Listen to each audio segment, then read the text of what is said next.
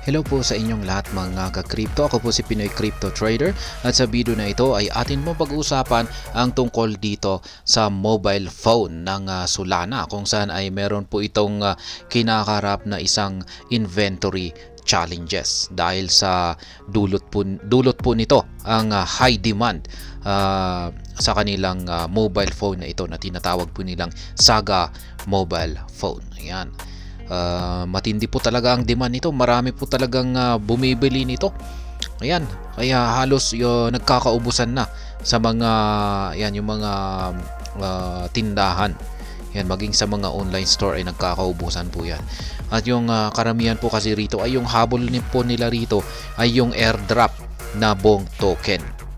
Ayan, kasi kung pagbibili ka po ng Saga mobile phone ni Solana ay meron ka pong makukuha na libreng free airdrop na 30 million. Ayan, 30 million na Bonk token po. Kaya ayan, at alam naman po natin na si Bonk ay sumasabog po yung kanyang presyo. Yan, umaangat po yung kanyang presyo. Kaya sinasamantala po ng mga buyers na bumili ng Saga mobile phone para makuha nila or maklaim nila yung free airdrop na 30 million na Bonk token. Kaya yan naman po talaga yung habol nila. And pagdating po sa mobile phone ni Solana na ito ay syempre meron pang mas maganda diyan na ibang mga mobile phone na pwede po nating bilhin. Ayan. At mas maganda yung kanilang mga features. Yan. Pero sadyang talagang yung mga buyers ay binibili nila ito kasi yung talagang habol nila rito ay yung 30 million na free airdrop na Bonk token. Kaya ayan, dahil sa sobrang mataas yung demand, maraming naghahanap nito at gustong bumili nito, ay nagkakaroon na po ng issue yan sa inventory ng mobile phone na ito. Yan, mobile phone ni Solana.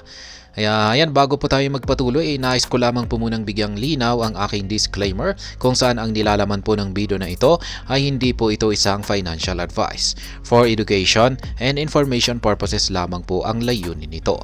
Maliban po dito ay nais ko na rin pong magbigay babala na wala pong kahit anumang group chat ang Pinoy Crypto Trader. Yan, sabi po rito ay Solana's mobile's third-party distributor face inventory issues, sparking order cancellations and refunds for affected customers. Ayan. Ganyan po katindi yung issue ngayon ng mobile phone ni Solana.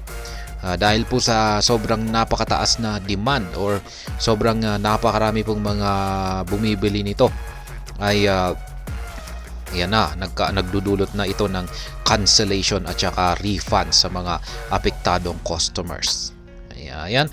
In an ex post on December 22, Solana Mobile, a mobile tech company developing the Solana mobile stack and Saga, revealed that a high surge in demand for its Saga product resulted in sellouts across the United States and the European Union. Kaya yan, sa bansang US at saka Europe ay nabenta na po talaga yung lahat ng mga Solana mobile stock at saka Saga. Ayan. Nabenta na po talaga, ubos na, nagkaubusan na. Kaya ito po yung actual na tweet ng Solana Mobile. Ayan. Sabi po rito ay last week we saw an overwhelming demand for Saga with sellouts in both the US and EU on our limited inventory of 20,000 devices produced globally. Kaya ayan, limitado lamang po kasi yung kanilang inilabas or minanufacture or ginawang Solana mobile phone. Nasa mga 20,000 lamang na mga devices ang kanilang na-produce. At ubos na po yan sa bansang US at saka EU. Paano pa kaya sa ibang mga bansa? Kaya ayan, yung mga customers na nakapag-order tapos wala naman pala ay ayan, siguro ay alam mo naman po siguro yung feeling ng nag-order ka tapos wala pala. Yan, parang pinaasa ka lamang sa wala. Kaya yan, however, the Amid Hype, the company which had a limited inventory of 20,000 devices produced globally, is facing challenges in fulfilling orders due to an inventory management issues with a third-party distributor.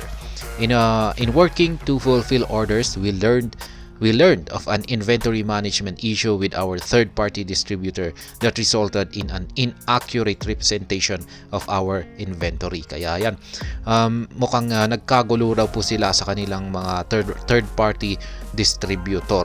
Kaya nagkaroon ng inaccurate or hindi tugmang inventory nila. Kaya yan, the inventory problem lead to inaccuracies in representing the available stock that is preventing the company from fulfilling orders placed after the inventory had been depleted. Kaya yan, nagkamali po sila sa kanilang inventory. Ayan, dulot daw po kasi yan ng kanilang mga third party. Ayan, yung kanilang mga third party distributors. Kaya ayan, additionally, orders flagged for suspicious activities such as those with excessive device quantities or payment risk were also cancelled. Solana Mobile added. Kaya yan, kinancel na po. Marami mong na-cancel na mga naka-pending na mga orders kasi excessive. Sobrang dami yung kanilang binibili.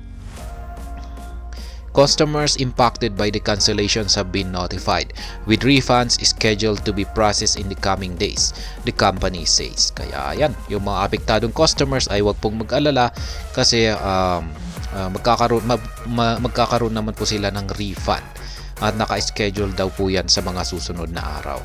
Ayan, for those who have not received a cancellation notice, Solana Mobile assured that their Saga devices are en route.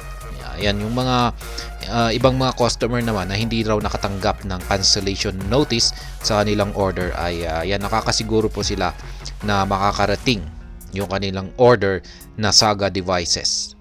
Ayan, malapit nang ma-deliver sa kanilang mga lugar. Kaya yan, unveiled in late October 2022, the Solana Saga is an IP68 rated smartphone running on Android. Ayan, Android pala siya. Featuring a 120Hz AMOLED screen, a 50 megapixel primary camera, and up to 1 terabyte of storage with an initial price of $1,000. Kaya yan, ito po yung kanyang initial price, $1,000. Yan, okay na rin po siya. 50 megapixels na primary camera at saka 1 terabyte na storage. Yan, maganda po rito ay ayan, yung kanyang 50 megapixels na camera. At yan po yung 1 terabyte na yan ay hindi naman po gaanong yan, pwede mayroon naman pong mga ayan, di bali na lamang kung built-in ito. Ayan, pero yung parang pinakamaganda po rito ay yung kanyang 50 na megapixel na primary camera. At ayan, nagkakalaga po yan ng initial price na $1,000. Ayan, kung i-convert po natin yan sa ating ayan, Philippine peso yan ay ayan, mahal po yan. Aabot po yan sa mga siguro mga 55 to 56,000 pesos. Ayan, smartphone po kasi ito. Ayan, sabi ni Sir Tick, ever wondered about the security of your Web3 devices? Ayan. Our newest exploration reveals a significant bootloader vulnerability in the Solana phone, a challenge not just for this device but for the entire industry. Ayan, meron daw pong nakita rito ang Sir Tick sa Solana phone na yan, isa raw pong vulnerability. Ayan, or parang kahinaan ng Solana phone. And in mid-November 2023, the blockchain security firm Certic released a video demonstrating a critical vulnerability exploit on Solana's flagship Saga phone. Kaya yan, meron pong inilabas na isang video ang Certic yan, tungkol dito sa Solana phone na isang vulnerability na yan, gaya ng sinabi ko kanina, ay isang kahinaan po nito na pwede pong i-exploit ng mga bad actors.